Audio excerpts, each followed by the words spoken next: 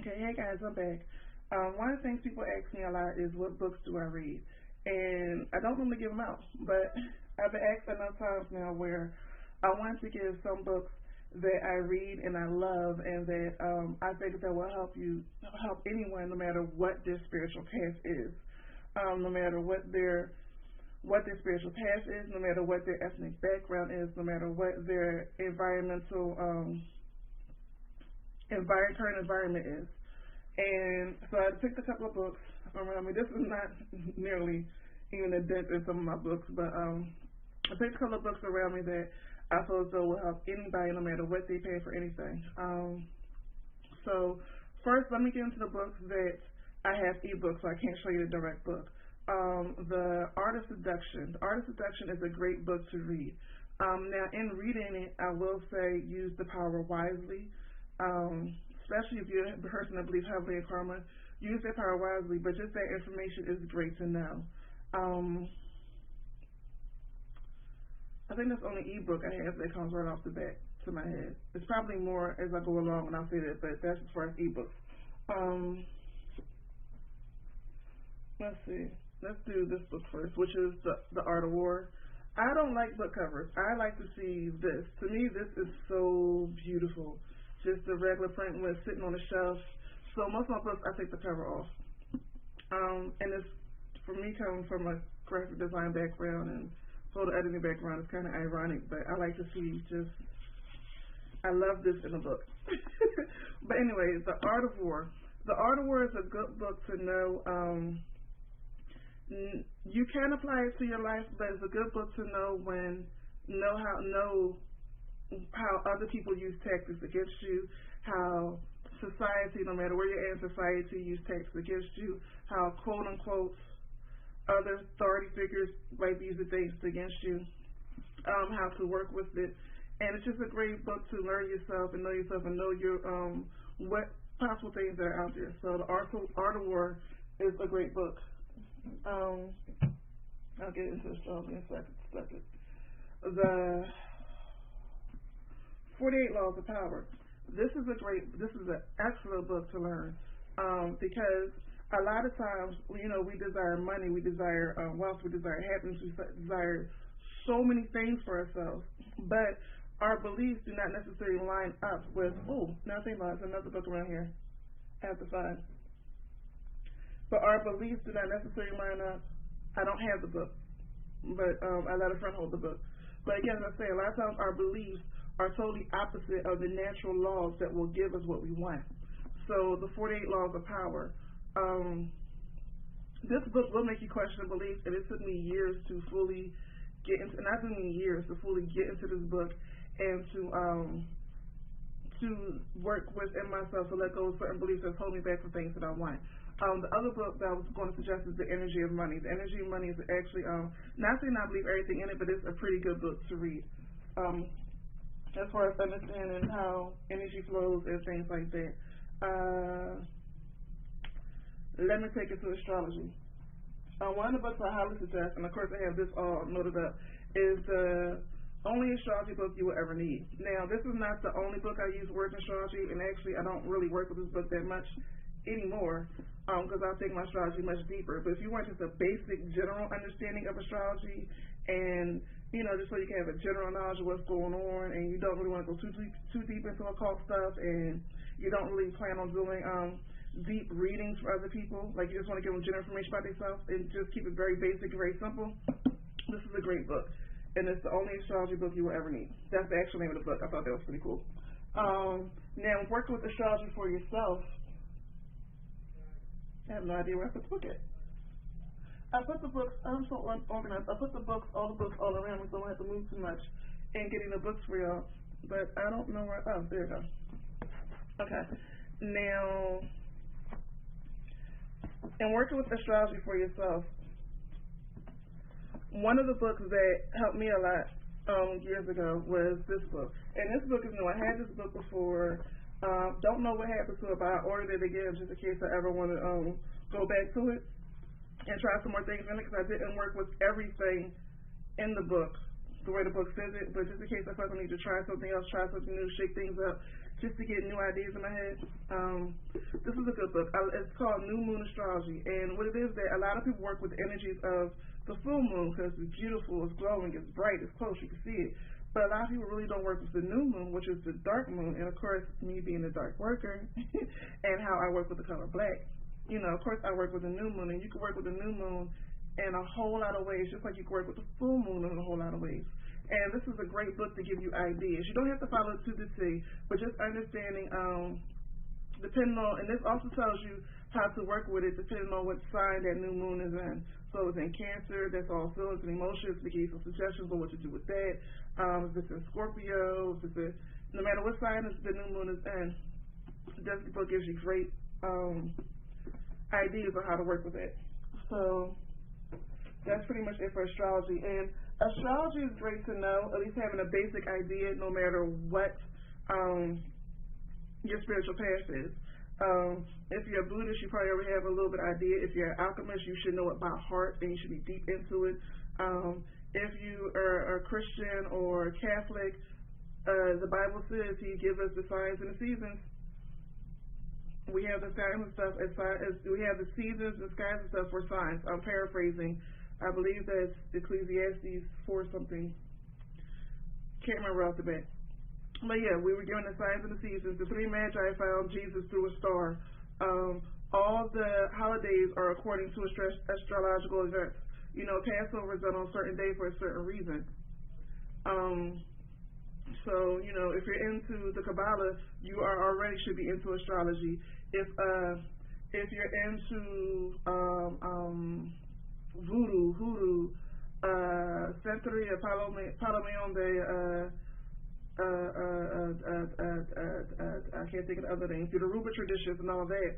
A lot of times that stuff deals with astrology, so those are good things to know how to work with things at certain times. If you're just solitary, you're into candle magic, or if you want to celebrate the quote-unquote pagan holidays, which is really nature holidays, you want to go with astrology to know how the best way to work with that holiday.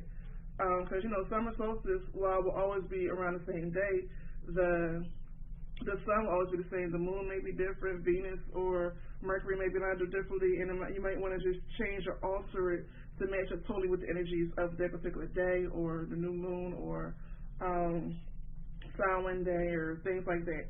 So that's great for that. Now, as far as personal work on your inner self, no, that's for family. I will use this for family too. And I'll use that for something else. This one, change your brain, change your life. It's basically all about how, thought patterns and all that and everything, and it's really scientific. So if you're a scientific person, this is a great book for you. Change your brain, change your life. The subtle energy of the body.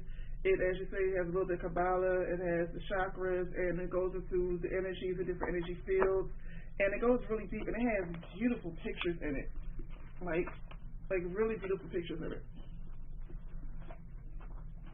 As you can see, like gorgeous pictures in it and everything. And it helps you understand you, not just your physical you, but your spiritual you. Is this the book I'm looking for? Yeah. Eat right for your you have to look at it this way. Eat right for your type. And this is really about knowing your blood type. I know my blood type, I'm not gonna say it, but knowing your blood type and knowing what foods are best for your blood type. There's a thing going out there where everybody says, vegan is better if you want to be spiritual and this and that. And while I don't totally disagree, certain blood makeups require certain foods. And this is one of the books that helped me realize that my craving for seafood is actually a natural craving that my body needs, while Britt's craving for meat is a natural craving that he needs. Now, will that affect our spirituality, because veganism is supposed to be at a higher level or whatever? I say no. We've been vegan for 3.5 years. We just started incorporating meat back into our diet this year, and more seafood since I think November or December. We put seafood back in our diet, and honestly, it has not changed a thing, and our spirituality still has enhanced. But work with this has also helped knowing, it's a little bit of work if you have a family like mine, like five, knowing which foods are good for other people because you have some things that clash. But it's working on yourself. Is very good to know what foods is good for your blood type and what works to keep your body healthy, to keep everything flowing.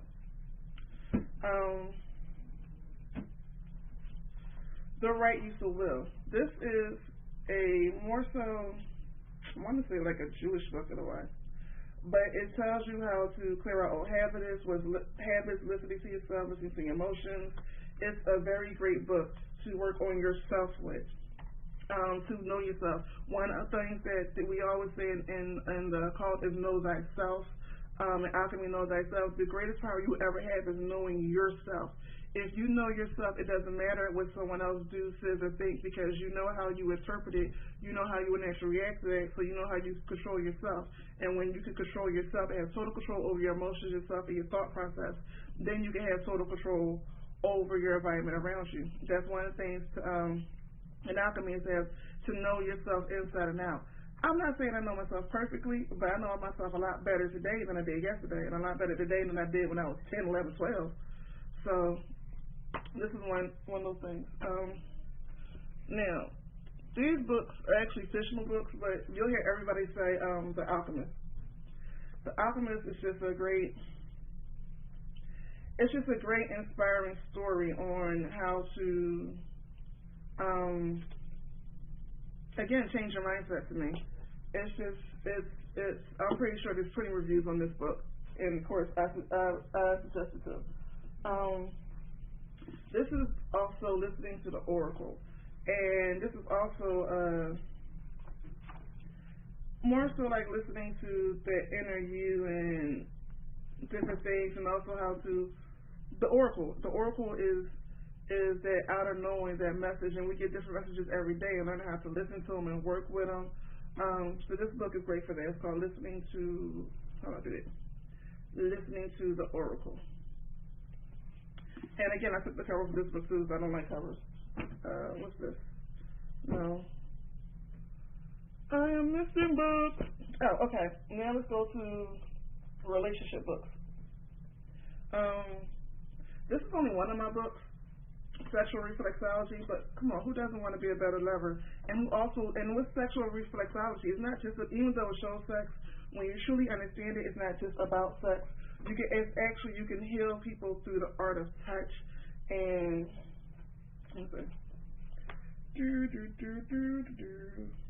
it also has yoga positions, and it shows you what.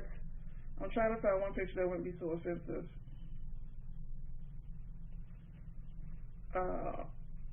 Or what would be more so child-friendly if someone younger is watching this book. Because this does have graphic pictures in it. But it has yoga positions. It shows what body parts is connected to what, like your hands, your feet, or whatever. So if you need to release pressure, say if you have like a headache somewhere and you want to release pressure points, stuff like that, that's great. That's a great thing to know. Also, I gave this book away, but I think it's the Sexual Secrets of Sexual Alchemy, or Alchemy Sexual Secrets. I gave that book away, but that's another great book to know for relationships and generally knowing how the body works and generally knowing how your body works, because it also tells you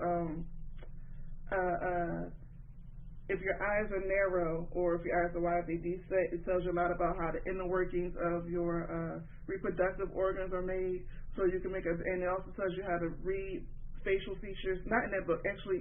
This book is actually better at that. The Tayo of Sexology, the Book of Intimate Wisdom. I hope y'all was able to see that. The Tayo of Sexology, Book of Intimate Wisdom. It tells you how if you're dating and you want to pick a partner, you can actually look at their features of their face, their hands, and you can actually see whether they're actually a good makeup for you sexually before you even try to go there. You can also see if they may have certain problems that'll show and everything. It's very, very deep. So for single people who are not already together, I suggest those two books. If you're already hooked up with somebody, I don't really suggest those two books because it might make you want to break up with them. But in a way, I also can tell you how to work with them. So the last two books I'm going to suggest in this video because it's getting too long I am so missing a book. Okay. This book, This book is called Forbidden Fruit, and while it is about slavery and slavery days, I love this book is because it doesn't talk about slavery as what happened to them or beat them. It talks about how couples persevered through everything. No matter what, they found a way to always be together. And that's something that nowadays in relationships I truly believe that we are lacking. I don't believe people are meant to be together forever, but I do believe people have stopped trying, period. You know, for the simplest things, they're leaving each other when they can work it out or find a way to make the situation work uniquely for them, especially when children are involved. And to me, this is a book that just gives me great inspirations and look at all the things to overcome and all the things they did to stay with each other. And that really helps me to put things in my life today in perspective and realize I ain't go through crap. Half the people go through this through. So if they can go through that with all the outside forces working against them, we can go whatever we're going through with all just the little mental issues, which is really pride of ego, messing with us. So I love that book. It puts things in perspective. This book, The Spirit of Intimacy, love, love, love, love, love. This book is really all about community and all how the community should do rituals together, and how and this is how other cultures looks at family life and how they look at the community life, which is another thing that we're lacking, is that community sense, not just home, but community with the whole neighborhood. And I love it. And this book actually really is all about how community would do rituals together, a lot of rituals together. And it's not really deep, you know, other rituals and how they would incorporate children with it. Love it. Last book is the concept, the continuum concept. And this book is great if you are a parent in any way, shape, or form. Adopted a child, taking care of somebody else's child, your grandchildren, any way, shape, or form. The concept continuum is great. It also looks at how other cultures have this as a community and how they raise their children and how their children look on life spiritually, and even though other cultures may lack all the material wealth that we have, they have such a great connection with the earth, such a great deep understanding. And this book really goes into all that. And you can actually take things out of here and how to apply it into your life as a parent, as a grandparent, as a brother, as a sister, as a lover, or whatever. So this book is also a great book. It is called The Concept Continuum. And yeah, those are my book suggestions that I suggest no matter what path you're on that are great to have. And I believe that is it. So I'm going to wrap this up. Everybody stay blessed. Peace. Oh, don't forget to check out our upcoming event, full moon event. The video should be up. Both videos should be up. The link is up on the website. So go to Oasis.com. That link should already be in the bottom, and you'll see the link that'll take you to the page so you can be a part of our full moon event that's coming up June 20th at midnight. Okay, so peace.